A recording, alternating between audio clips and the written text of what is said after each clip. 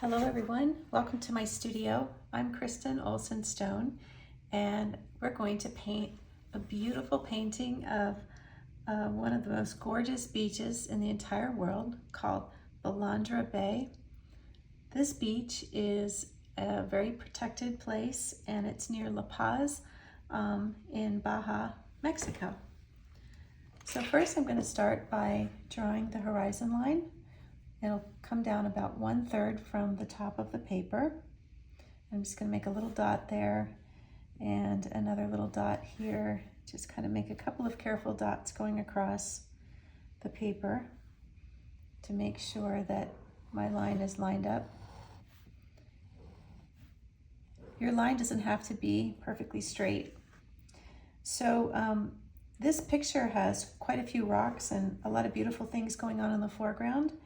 So the background is going to have this beautiful long mountain, which is just kind of a nice backdrop and a nice contrast to the straight horizon. And the mountain has lots of details that are little vertical angled marks where you can just see depressions, and just going to draw those in pretty simply like that. So there's a little small peninsula of rocks on the left side, and I'm going to make it a little more bumpy, sort of up and down bumpy. And I'm going to take a few of the rocks from that peninsula and pull them down into the shallow water. And then those rocks, which are beautiful black lava rocks, sort of scatter, and you'll find them throughout the shallow water. So I'm just making small irregular shapes with my pen and just making quite a few rocks, but not too many that it fills up the area where I want to have all these beautiful blue turquoise colors in the water. So on the right side, there are a lot more rocks and they're much bigger. So I'm going to make some irregular shapes of lines that are much bigger on this side. And these rocks are casting a shadow, but I'm not going to draw the shadow shape in. I'm going to just go ahead and paint that. So very simple drawing, a few rocks here on the peninsula, horizon, the wavy line for the mountains in the back, and some bigger irregular shapes for the rocks on the right side. And this is going to be just open beach here. And I am going to draw a line that's also kind of a wavy line to show that little bit of water sort of washing in. And that's our whole drawing, and now we can start painting. I'm using a number 10 Silverbrush Black Velvet brush. I'm going to start with a color called Phthalo Blue Greenish. I'm going to rinse my brush, and I'm going to add some of this Permanent Lemon Yellow. Trying to rinse my brush pretty thoroughly because I don't want to get too much of that blue mixed into the yellow. And I need a little more of this blue to get the right color turquoise. So I'm going to start right at the horizon.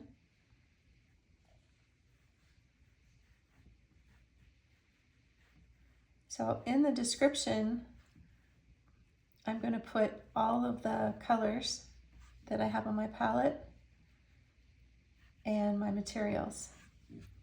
I'm painting on Arches cold pressed 300 GSM paper. So I'm going from left to right, making small strokes and connecting some, but I'm also leaving little flecks of white in between. This is just a style, and if you want to fill it all in with paint, you can do that, but I like to leave spaces. So now I'm adding more blue, and this blue has less yellow mixed in with it and more water.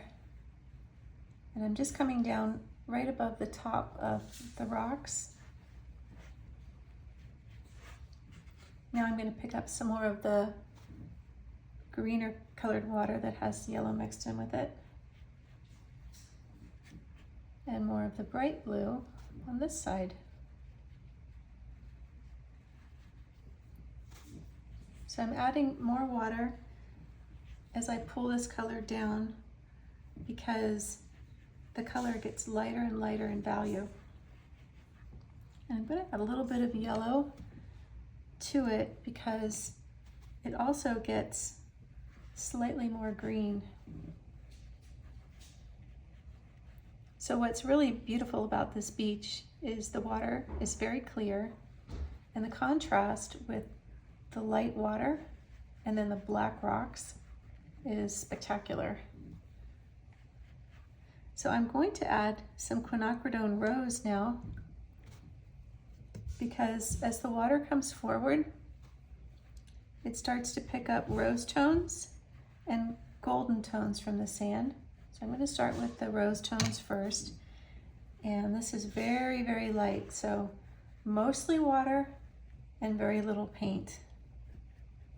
So there are also some rose tones in the back here, right up against the dark lava rocks. And now I'm going to pick up some Azo Yellow Medium. And I just want a tiny bit of that color. And I'm going to pull that down into the front here. So it's a bit greenish looking, and that's what we want.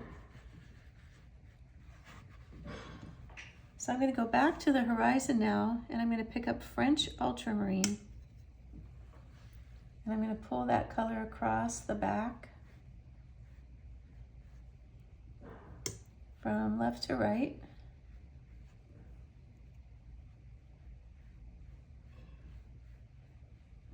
There's a really dark streak of water on the horizon, and it really gives it a nice depth. Okay, so while that's drying, I'm going to move on and paint the sky. So I'm going to use French ultramarine, and that day we were at this beach was a beautiful day with hardly any clouds in the sky. Just a big, bright, beautiful Mexico's blue sky. If you haven't already done so, please take a minute to like this video and subscribe to my channel. I have lots of videos coming in the future and lots that are already on my YouTube channel. I'm going to pick up some more of this phthalo blue greenish, and as this sky blue comes down towards the mountains, it becomes more of a teal blue. So it's a deep, deep violet blue looking straight up towards the top, and then a lighter teal blue as it comes down towards the top of the mountains. So that's another little trick for adding depth and atmosphere to your paintings.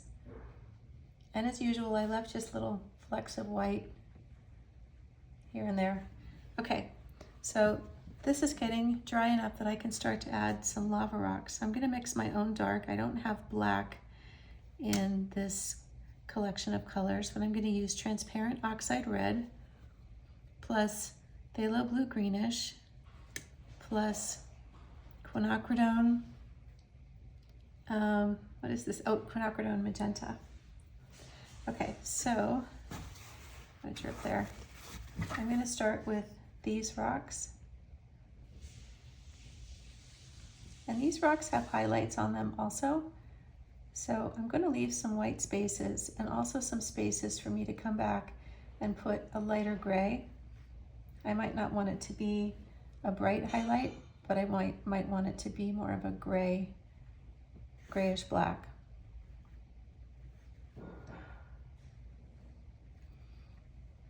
I'm just pulling that dark color across. You can see it's bleeding into the pink a little bit here, but that's okay. I'll clean up that edge later.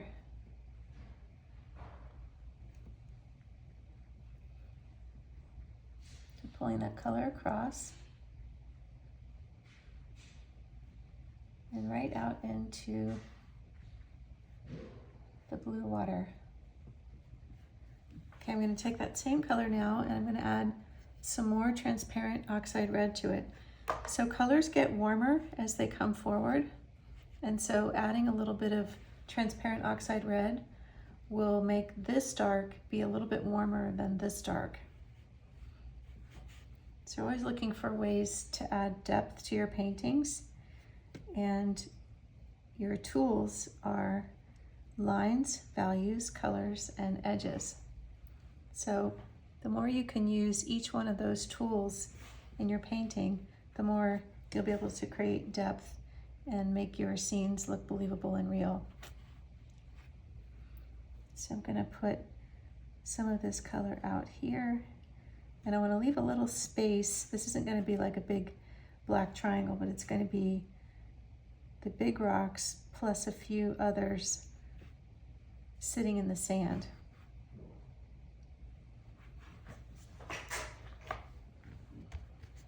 So I'm going to put some of these darks in the center here. So now I'm going to go back and add some more French ultramarine and the violet color, because the rocks that are in the water are more of a violet dark.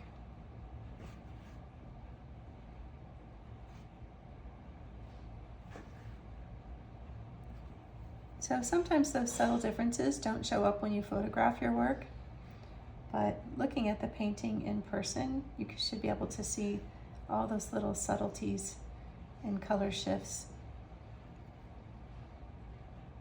You want them to look like they're the same rocks and they belong in this area, but at the same time, you want to create the look of depth in your painting, so you have to make subtle changes in your colors. That's why I always recommend whatever colors you have in your palette, be sure that you have a warm and cool of each hue and a couple of earth colors. You don't always have to have earth colors, but they do seem to make painting easier. So some examples of earth colors would be burnt sienna, yellow ochre, burnt umber, and I can't think of them all right now. But those would be some examples of earth colors. So they're made from ground earth pigments. So sienna, for instance, comes from Siena in Italy, and they grind it and then they cook it. And so if it's raw, it would be called raw sienna, and that would be sort of a light yellow color. And then if it's cooked, it would be burnt sienna, and that would be more of a red color. So I'm rinsing my brush again. Now I'm going to jump to the back and work on the mountain. So I'm going to pick up the color I was just talking about, which is transparent oxide red. So that's an earth color too, because it's an oxide, and all of the oxide colors are earth colors. So I'm going to use some of that red. Now I'm going to add some of the magenta and a little tiny bit of the French ultramarine. Need a little bit more. Okay.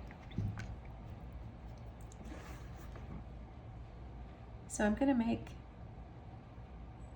this the same way that I've done the sky, where I'm going to leave some little bits of white, and it's not quite red enough. I'm going to add some of this red.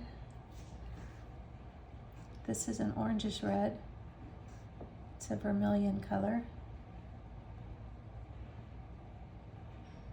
So it's a beautiful place. It's a desert climate. So that's why the mountains look sort of brown and red. I think Jacques Cousteau called Balandra Bay, or the Sea of Cortez, where Balandra Bay is located, the aquarium of the Pacific. They have whale sharks and lots of sea life, lots of whales at different times of the year. Stingray migrations. It's a really neat place. Okay, so I'm going to pick up some more of this red because I'm running out of paint. A little more French ultramarine, a little bit of the rose color. So I don't have to make the mountain the same color from right to left. I can vary it a little bit. So this side is a little bit darker, and I like that actually. I think that looks really nice. And I'm going to pull some of that dark color across right above the horizon, where it meets the darkest part of the water. And now I'm going to add some more of the red color in this section.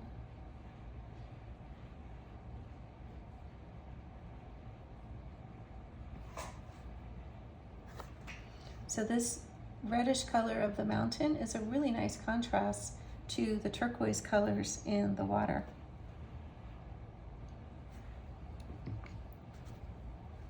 Next, I'm going to jump to the beach, and I'm just going to use yellow ochre and a lot of water because it's a very, very light golden sand beach.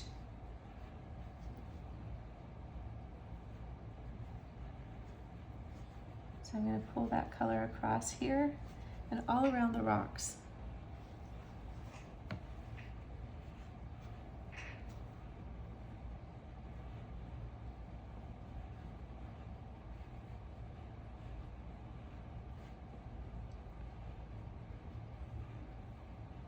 Going right up the side here.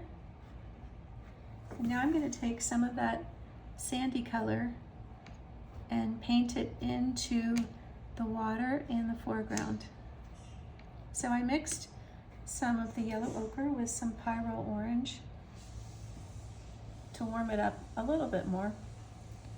So I don't want to glaze this whole area, I just want to put a few strokes of this color throughout this section.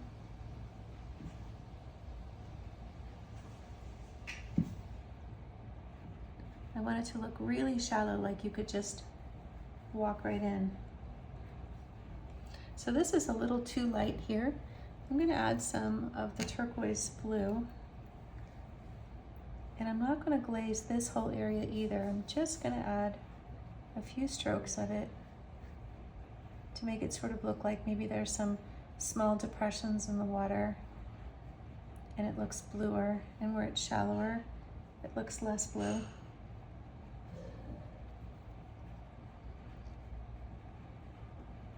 The first time I painted this, I made the water too dark, so I'm very conscientious about making sure that I keep my strokes of paint light.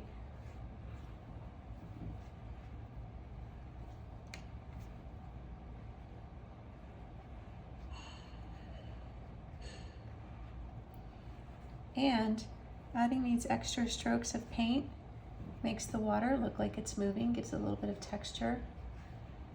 And there aren't any waves. This bay is really, really beautifully calm.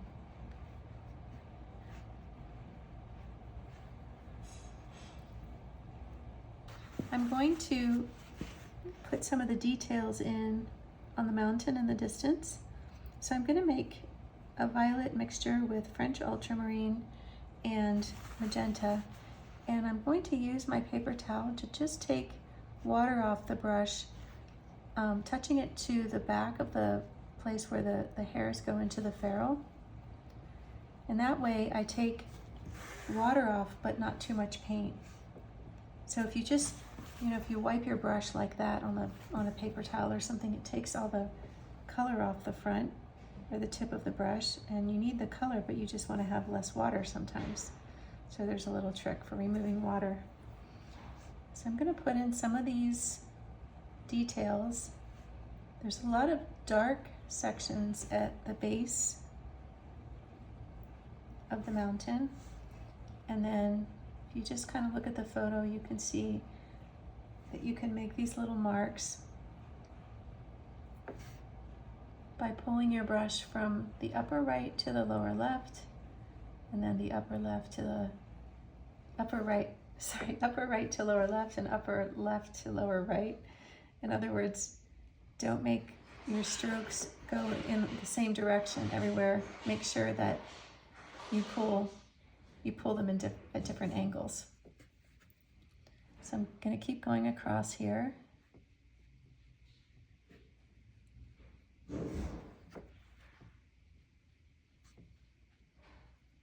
Now I'm going to use the side of my brush and pull so that I make some of the strokes thicker.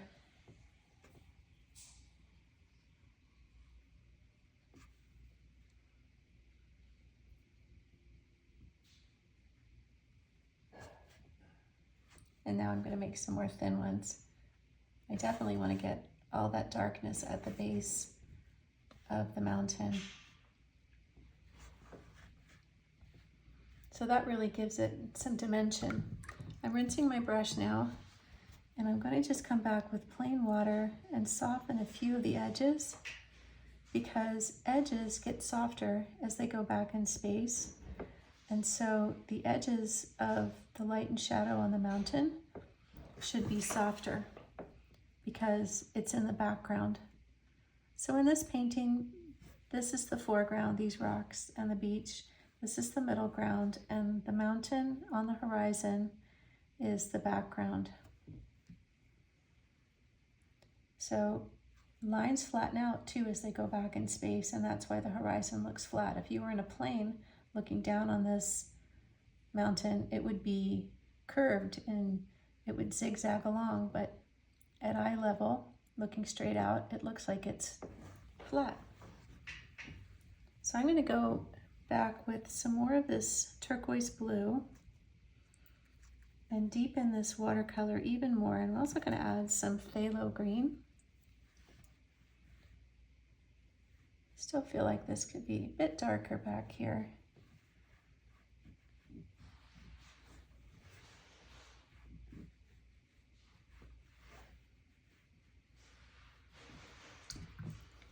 And now I'm going to soften this edge with water. And I'm going to pull some of this color from right to left, because this section of the bay is a little bit deeper, so the watercolor is a little bit deeper too.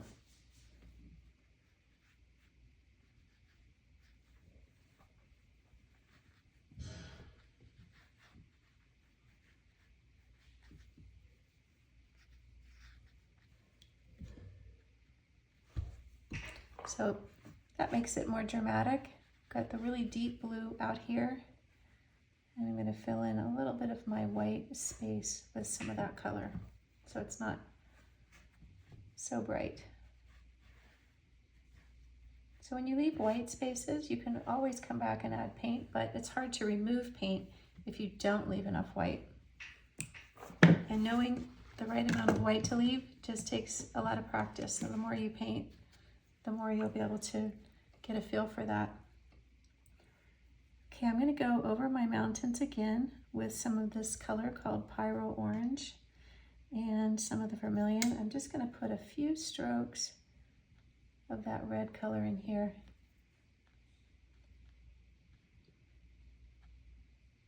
And now I'm going to pick up some of this magenta, and I'm going to put a few strokes of the magenta on this side.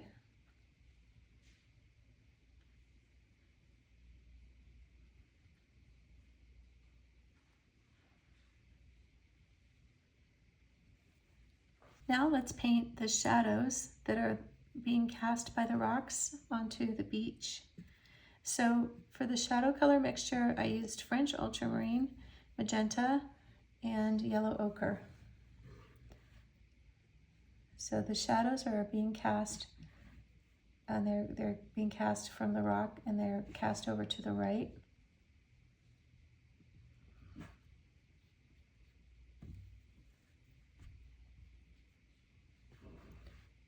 So each rock has a little shadow that it's casting. Now the rocks in the water are also casting a shadow, but those shadows are slightly bluer. You want to make sure that your shadow color is lighter in value than the rock that's casting the shadow. So be careful not to get the color too dark like I just did. So that's why I'm trying to lighten it.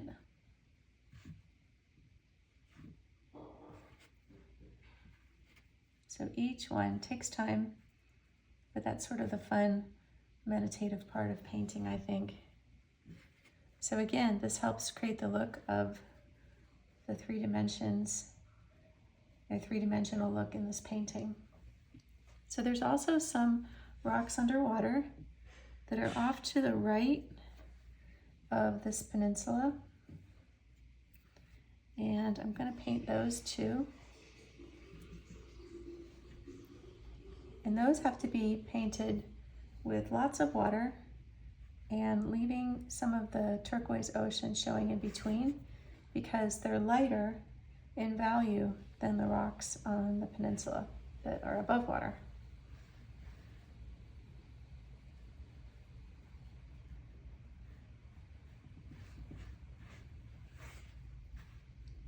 So there's a lot of them in this picture. And you can put in just a few if you want, or you can put in a lot. I'm going to put in a few more here, so I think it makes the water look more interesting. We had a lot of fun snorkeling here. There were a lot of little fish in the water. A lot of those fish called sergeant majors. Very cute. So wherever you put this kind of shadowing of this violet color, makes it just look like there's a few rocks underwater. And definitely makes it look like a beach where you could go snorkeling, which it is. Now these bled together a little too much here because it's still wet. I'm going to put a few light marks in this section as well. So I mixed up kind of an earthy greenish brown color to put along the edge of the line where the water's just sort of lapping in a little bit, and there's a wet edge between the wet sand and the dry sand. And I'm not going to leave it like that. I'm going to pull it across, and then I'm going to smooth it out with some water and blend it in. So now I'm rinsing my brush, and I'm going to pull it this way, so pulling to the right and to the left.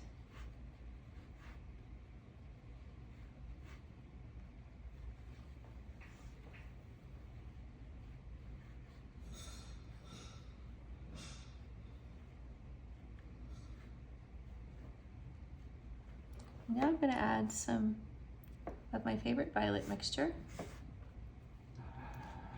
right along this edge here, just to kind of emphasize it.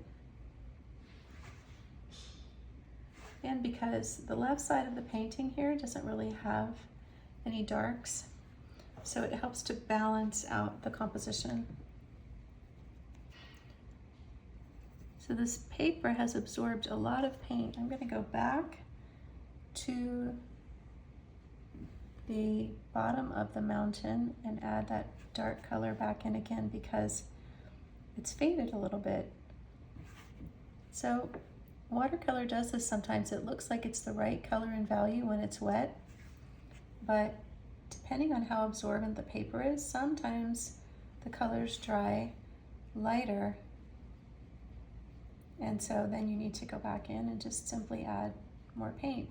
And the wonderful thing about this paper is that it's very easy to work with. It's very easy to layer paint, and it doesn't buckle too much, and it doesn't fray, or some paper gets sort of like it's ruined looking in places. When you overwork it, the paper gets kind of scratched and the surface becomes kind of difficult to work with. But this paper isn't like that. I can just keep going over it with more and more paint and layering the colors, and it just looks beautiful.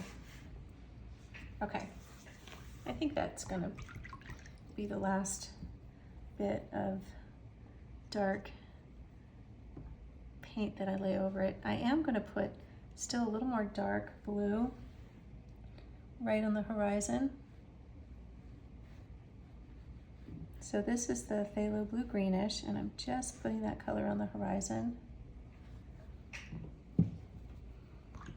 Sea of Cortez is pretty deep out in this section. All right, and that also is a nice contrast because if this is darker, then this appears lighter. So my beach in the foreground is also a bit light. I'm going to darken it by adding a little more yellow ochre. I'm not going to cover the whole thing. I'm just going to add a few strokes of it here and there.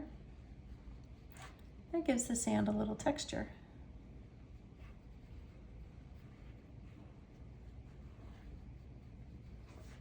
So we have some lights and some darks in the sand, and it makes it come forward because warm colors come forward. I'm going to add a little bit of rose to that yellow ochre, and where the water is shallow, it's probably only a couple of inches deep, I'm putting some of that rose and gold color in here.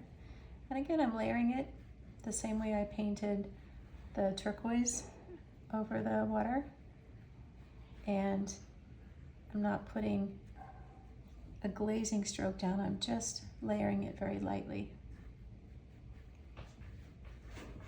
And that gives my water texture and movement and makes it look alive and interesting.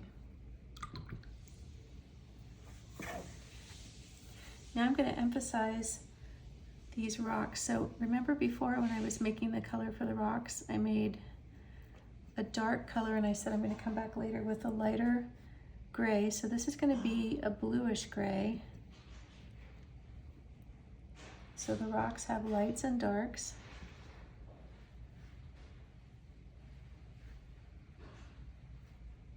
And the same for these rocks. Oops, I didn't mean to put that right there. So just going over these with some lighter gray. So value creates dimension. So having dark darks and slightly lighter darks will make the rocks look more three-dimensional. And I'm going to put some turquoise, or excuse me, some pink right along the edge of the wet sand, just in the center there. And I'm also going to add some of this rosy pink to the sky right above the mountain, but I'm only going to put it on the left side. Actually, I take that back. I will put a little bit right here. I don't want it to go all the way across.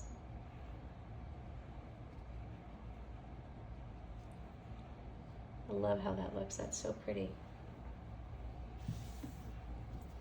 Okay, so the last thing I'm going to do is mix up some more French ultramarine, this violet mixture, and I'm going to put in a few strokes of it underwater because, like everywhere else in this painting, those dried a little bit lighter than I wanted them to. And actually, I like going over things a few times because I think it makes my painting look more finished and not quite so sketchy, but like more painterly, I guess.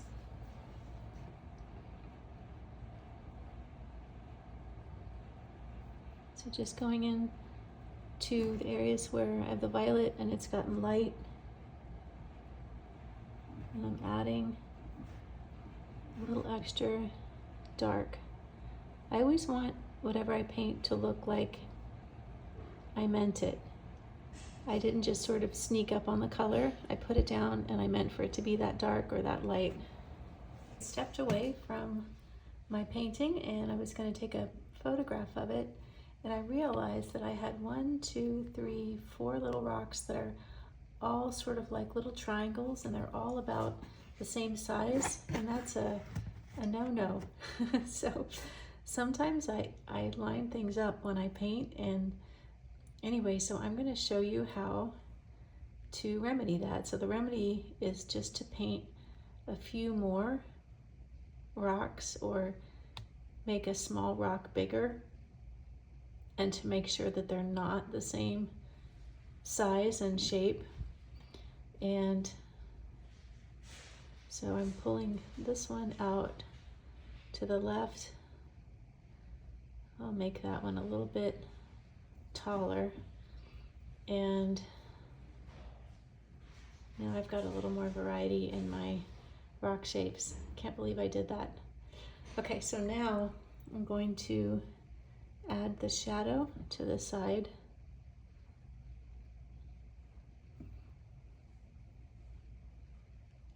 And make that shadow a little bit bigger there.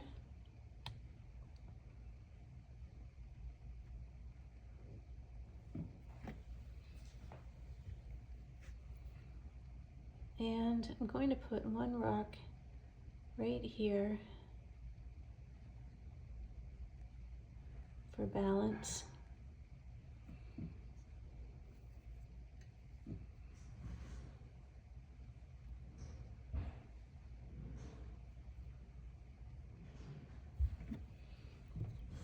And that rock has to have a shadow also.